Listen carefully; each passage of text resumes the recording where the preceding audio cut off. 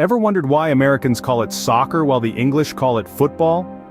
A simple question, yet it unravels a deep-rooted history of language, culture, and the world's most beloved sport. Around the globe, this game is known by many names, each carrying its own unique story and significance. Yet the names football and soccer have sparked endless debates, confusion, and even a touch of rivalry. But why do these two nations, so intertwined in history and language, refer to the same sport with different names? Today we're delving into this intriguing question. We'll be exploring the historical origins of these terms, examining the evolution of language and cultural influences, and uncovering the impact of this linguistic divergence on the global stage. So, buckle up for a fascinating journey into the world of football, or should we say soccer. Stay with us as we unravel the mystery behind the names of the world's most popular sport. To understand the naming discrepancy, we need to go back to the roots of the sport. The game we all love can trace its origins back to England in the mid-19th century. Back then, it wasn't universally referred to as football. Varieties of the game existed, and different regions had their unique names for it. From mob football, a chaotic and less organized form, to rugby football that allowed carrying the ball, the sport was a tapestry of diverse rules and terminologies. The name soccer also emerged during this time, derived from the term association football, a version of the game with standardized rules established in 1863. This term was used to distinguish it from other forms of football popular at the time. From its inception, the sport's name has been subject to regional interpretations. Language, as we know it, evolves over time and through cultural influences. It's a living, breathing entity that shifts and changes, much like the people who use it. Over centuries, English has branched out like a massive linguistic tree, with its roots extending deep into history, and its branches reaching across the globe. Through this evolution, we've seen the birth of various dialects and the emergence of unique vocabularies. British English and American English, though stemming from the same root language, have developed distinct linguistic characteristics. Words like elevator in American English are known as lift in British English, chips in the US are crisps in the UK, and the list goes on. It's a fascinating dance of divergence and convergence of shared histories and cultural distinctiveness. This evolution of language has left its mark on every aspect of our lives, including how we refer to the world's most popular sport. Such linguistic variations have also impacted the naming of our beloved sport. Enter the term association football.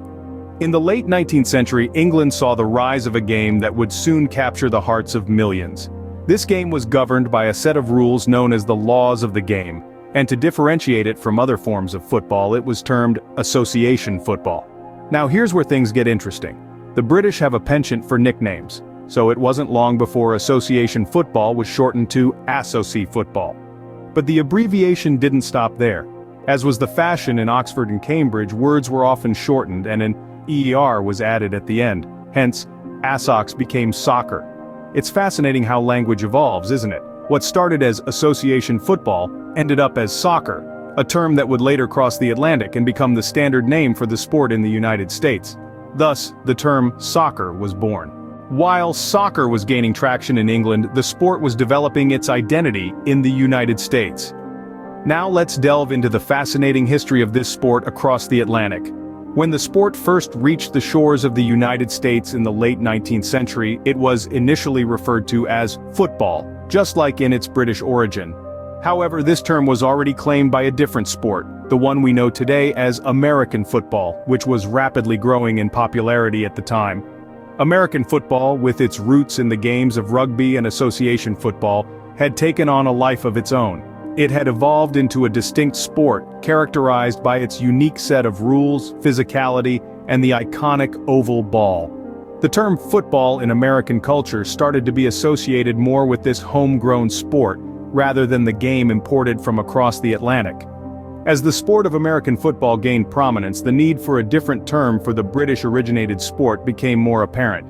It was during this period that the term soccer, borrowed from the British slang for association football, began to be used in the United States. The term was distinct, easy to remember, and most importantly, it avoided any confusion with the sport of American football. So, over time, soccer became the standard term in the United States for the sport known as football in most other parts of the world.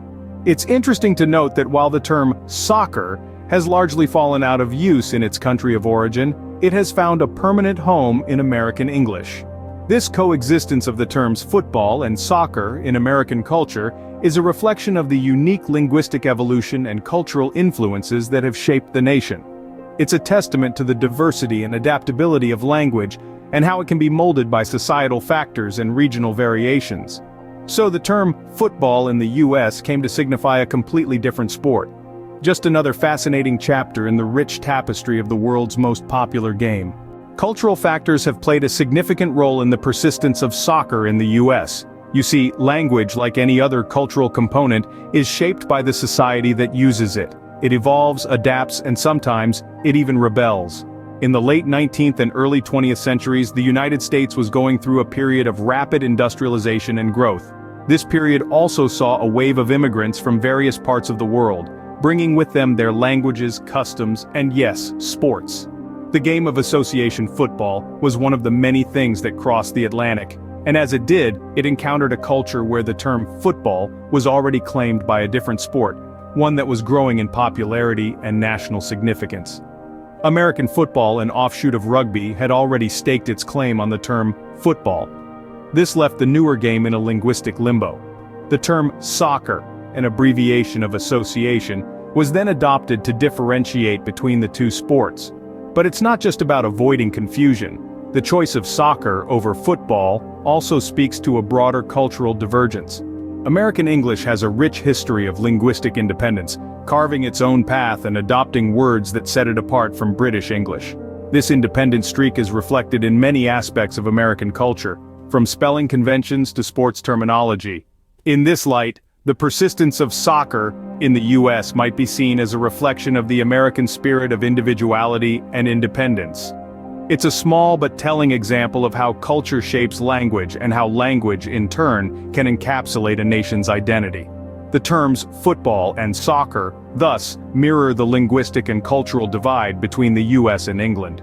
These words stand as markers of cultural identity, reflecting the unique histories and societies that gave them life. So, the next time you hear soccer or football, remember that you're not just hearing two words for the same game. You're hearing echoes of history, culture, and identity. But what about the rest of the world, you may ask? Well, the vast and diverse linguistic landscape of our planet has given rise to an array of names for the sport we're discussing. In Spain and Latin America, it's known as football, a term that phonetically aligns with the English football. Meanwhile, in Italy they call it calcio, a nod to their historical game that predates modern football. Across the globe, from the voetbal in the Netherlands to the futebol in Brazil, the essence of the game remains the same, even though the name may change. This is a testament to the power of language in shaping the identity of the game worldwide. Language, as we see, not only reflects our cultures and histories but also unites us in our shared passions and pursuits. From football to calcio, the sport unites us all despite the linguistic variations. So, why do Americans call it soccer while the English call it football? The answer lies in the rich tapestry of history and culture. The roots of the game trace back to England, where regional variations gave rise to different names. As language evolved over time, so did the terminologies used for this beloved sport. The term association football emerged, and its abbreviation soccer took hold. As the game crossed the Atlantic and reached American shores, it existed alongside another game already known as football. This coexistence led to the persistence of the term soccer in the United States. But this naming conundrum isn't exclusive to these two nations. Countries worldwide have their unique names for the sport, reflecting the diverse cultural influences and the role of language in shaping the identity of the game. Regardless of what we call it, the love for the game remains universal. No matter the name, it's the passion for the sport that unites us all. Now that you know the story behind the names, we'd love to hear your thoughts. What do you call the beautiful game in your corner of the world? How does your culture shape the language of sport? Let's keep the conversation going. Drop a comment below and share your experiences. If you enjoyed this deep dive into the world of football versus soccer, give us a thumbs up. Don't forget to hit the subscribe button and stay tuned for more intriguing stories from the world of sports. Thanks for watching. Your time and interest are genuinely appreciated. We've delved into the intriguing world of football, or should we say soccer, And we hope you enjoyed the journey as much as we did. Don't forget, we've got more exciting content coming your way, exploring the quirks and curiosities of our diverse world. So make sure to stick around, stay tuned for more, and until then, keep enjoying the beautiful game, be it football or soccer.